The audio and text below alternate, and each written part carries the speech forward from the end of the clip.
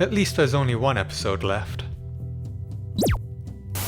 Whoever's in charge of action on shootouts needs to seriously step up their game. The stormtroopers enter the base and it's practically a lesson in how to not choreograph a shootout. At least in the Book of Boba they have some Beskar armor. It's still silly they stand in the open to get shot, but at least they got some protection. Here, there's no real excuse. Is no one going to duck for cover? I know we all joke about stormtrooper accuracy, but this is just taking it a little too far, don't you think? Why are the troopers getting in such close proximity with their foes? For one, there's a Jedi whose main source of damage is a close quarters weapon, and you have these troopers running at him. And two, mostly everyone's armed with a blaster. It was a pretty choppy scene and hard to follow for the most part. It feels like they covered it from a lot of angles in a single take. You can see this cut of Obi-Wan here where he does this weird movement with his foot, and it cuts to another angle and he does that same motion again. On to Vader. Look, I love Vader. I think a lot of fans love Vader. I think Disney and Lucasfilm absolutely adore the guy. But I think we have to start to cap his abilities here. His power levels in the series, well... It's over 9,000! What, 9,000? There's no way that can be right! Search your feelings, you know it to be true. He has ridiculous strength in this episode, more than what I think we've seen in any visual medium where he stops a cruiser mid-flight from escaping, and he brings it down. It looks awesome, but Vader in the past couple of episodes is so hell-bent on capturing Obi-Wan, there was a lot of discussion that he allowed him to escape back in episode 3, but his actions since then have been the opposite. The base was almost destroyed. Kenobi is all that matters. There can be no mistakes. You're certain the tracker is with him. And to see him stop a ship escaping by using the Force just makes you wonder why he had so much problem with a little fire. This leads back to a complaint I've had before. We see the Force used to solve a problem, but then not used again to solve a similar problem. It's for spectacle and not logic, because once Vader brings the ship down and dismantles it, another ship behind it takes off to escape. Why didn't he just stop that one? A simple solution for this scene would have been to show the other ship escape whilst he's grappling with the other ship. At least then I can suspend my disbelief a little more.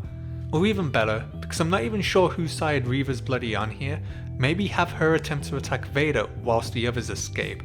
At least it brings her arc full circle in finally being able to save people whilst trying to get Vader at his most vulnerable moment. Heck, it doesn't even have to be in an attempt to save the people, it's just the perfect opportunity to nail Vader. And whilst it looked cool watching Vader school Reva without a lightsaber, it felt a little over the top.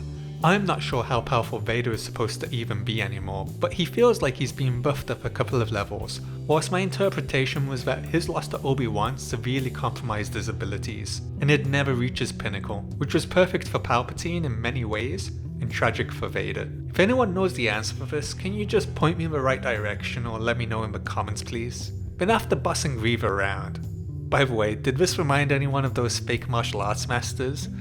Which is probably perfect for a Force user. Anyway, he stabs Reva, and plot twist, it's revealed the Grand Inquisitor is alive. The cannon is saved. Did Vader just keep him in a secret room on his Star Destroyer to avoid running into Reva?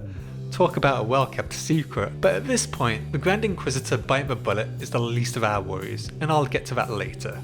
Now, there's no way Reva lives to see another day here, but apparently Vader and his squad are feeling merciful, and just leave her. Like, there. No prison, torture. They're not even going to put her in the amber chamber, they just leave her there. Reva has to be the most unkillable person outside of Palpatine in this universe because in the space of 10 years, she's been stabbed by Vader. Not once, but twice. That's gonna leave a scar. Whilst I enjoyed the Obi-Wan and Anakin flashback scenes, and yes, I'm going to let the lack of de-aging on Hayden go, because for the most part it had some fun fight choreography which harkened back to the prequels. Hayden Christensen still has it, although he did seem overly aggressive and a bit of a dick to Obi-Wan. I guess this goes with his arrogant, cocky persona in episode 2, so I can let that slide. I have to give props for the attention to detail here because Ewan McGregor was true to form in this version of Obi-Wan. Look at the way he holds a lightsaber, it's straight out of the Hangar duel with Count Dooku. I'm a little confused why Vader fought back to this scene though. If it was before his second duel with Obi-Wan, I could understand him being a bit more apprehensive, but because he so fully schooled him in the 3rd episode, I thought he'd be over this sort of big brother complex. The structure is a cool idea, but it doesn't fit what we've seen this season. I loved when they returned to the base on Jabin and the captain triumphantly announced they got Leia back and everyone's relieved, about a girl they've never even met. No love for Wade though.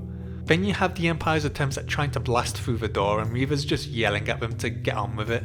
And I was thinking, why don't you just use your lightsaber and start to cut through? Is it a thick door? It looks like it's giving the blaster cannon some trouble, but it's apparently thin enough to have a decent conversation with Obi-Wan. Are they using the Force here to communicate? Are they just speaking out loud for the audience's benefit? They could have just done this in a more creative fashion. Take this scene from The Force Awakens. Maybe it cost too much money to make, but maybe they could have got some more exposition across in this manner, showing the fall of the Jedi Temple, her running into Anakin, etc. Anyway, the episode ends with Reva finding Obi-Wan's communicator that his buddy dropped on the ground, and she sees a message from Bail Organa that he's going to Tatooine and the name Owen is mentioned. Reva knows an Owen. What's your name? Owen. Farmer, right? Wife? Kids? My family's of no concern to They you. might be. You got a Jedi on that farm too? No. Why should I believe you? So we can deduce that she'll find him rather easily.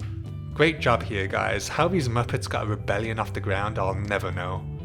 My biggest fear for me, with just one episode left and how they ended the episode with that shot of Luke, is that there's going to be a confrontation on Tatooine.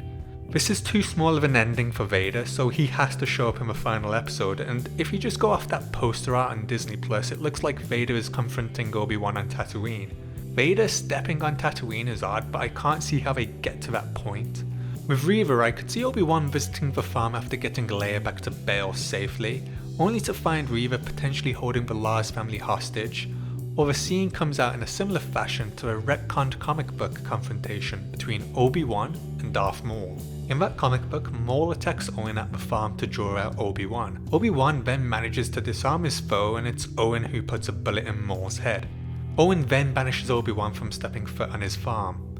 Basically just replace Maul with Reva, and I could accept that as an ending. I just don't know how they end Vader's story, but if he fights Obi-Wan on Tatooine, well, I don't know about you, but I think I'm gonna lose my shit.